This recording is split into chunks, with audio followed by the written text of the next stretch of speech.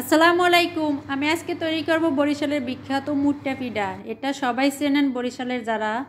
তো দেখেন আমি পিঠাটা কিভাবে প্রস্তুত প্রণালী করছি সেটা কিন্তু দেখতে হলে সাথে থাকতে হবে আর পুরো ভিডিওটা দেখতে হবে। তো এখানে আমি শুরু থেকে শেষ পর্যন্ত কিভাবে কি করলাম সেটা ধৈর্য সহকারে কিন্তু দেখবেন আর ভালোবাসা দিবেন, সাবস্ক্রাইব করবেন, সাথে থাকবেন। আর ফেসবুক পেজ থেকে দেখলে আপনারা সবাই আমাকে ফলো দিবেন। তো আমি চালগুলা ধুয়ে তারপরে ঝাঁপিতে চেলে এরপরে দেখেন কত সুন্দর চালটা মনে করেন ঝরঝরা করে তারপর পাটায় বেটে নিছি। এখানে এক আংটি আমাকে সাহায্য করছিল। এরপর আসি প্রস্তুত প্রণালীতে। যে প্রস্তুত প্রণালী করছি প্রথমে আমি আখের গুড় দিয়ে দিছি, তারপরে লবণ দিয়ে দিছি, লবণের স্বাদ বৃদ্ধি করে। তারপরে আমি এখানে দিয়ে দেবো নারিকেলটা আমি একটু ফালা ফালা করে রেখেছি, যার কারণে পিঠাটা যখন খাওয়া হবে তখন দাঁতের মধ্যে কামড়ে পড়বে, খেতে কিন্তু অনেকটা মজা লাগে আর কি।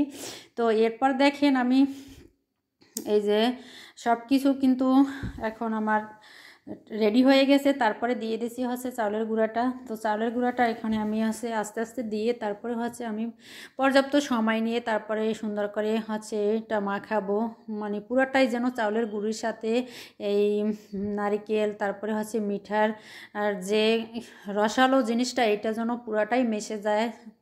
আর যদি পুরাটা না মেশানো হয় তাহলে কিন্তু কোনো অংশ মনে করেন মিষ্টি লাগবে আর কোনো অংশে কিন্তু মিষ্টি কম লাগবে। এই কারণে সময় নিয়ে ধৈর্য ধরে তারপরে এটাকে যত মনে করেন লাড়াচাড়া করা হবে ততই কিন্তু পিঠাটা গুণাগুণ ভালো হবে, কোয়ালিটি ভালো হবে আর কি। তো এজন্য আমি সময় নিয়ে তারপরে অনেক সময় নিয়ে তারপরে এটাকে আমি ভালোভাবে এই যে খুন্তির সাহায্যে উল্টাইয়া পাল্টাইয়া এদিক ওদিক করিয়া তারপরে মিশিয়ে নিচ্ছি।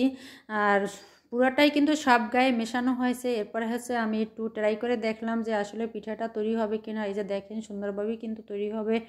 তো এরপরে আমি একটু নামিয়ে ঠান্ডা করে নিচ্ছি। তারপরে আমি একটু আবার দেখিয়ে দিলাম আপনাদের মাঝে কিভাবে পিঠা বানায়। আসলে মুট্টা পিঠা, অনেকেই তো মুট্টা পিঠা বোঝেন না। আসলে এই যে দেখেন হাতের সাহায্যে চেপে চেপে এই পিঠাটা তৈরি করা হয়েছিল, যার নাম হয়েছে মুট্টা পিঠা। এই যে একটা কাম কাম ভাব পড়ে আর কি। পিঠাটা দেখতে দেখেন কত সুন্দর। এরপরে আমি রাইস কুকারে পর্যাপ্ত পরিমাণে পানি দিয়ে নিয়েছি। আর আমার এখানে স্টেনলেস স্টিলের একটা ঝাঁঝরি আছে, সেখানে আমি পিঠাগুলো বসিয়ে দিব। তো পিঠাগুলো বসানোর সময় একটু খেয়াল রাখতে হবে, আপনি একটু ফাঁক ফাঁক করে দিতে হবেন। একটু ফাঁক না দিলে কিন্তু ধোঁয়াটা ভিতর থেকে উঠবে না, যার কারণে কিন্তু পিঠাটা আবার কাঁচা থাকবে।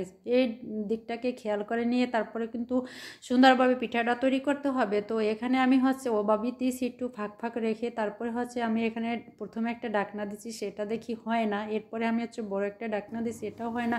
তারপরে আমি অন্য আর একটা ঢাকনা দিয়েছি। তারপরে এই তো দেখেন আমার পিঠা কিন্তু অলরেডি হয়ে গেছে। আর আমি কিন্তু ভেঙেও দেখেছি, পিঠাটা খুব সুন্দর হয়েছে। যারা যারা এই পিঠা পছন্দ করেন নিশ্চয়ই খেতে চাইলে বাসায় বানিয়ে তৈরি করে খাবেন।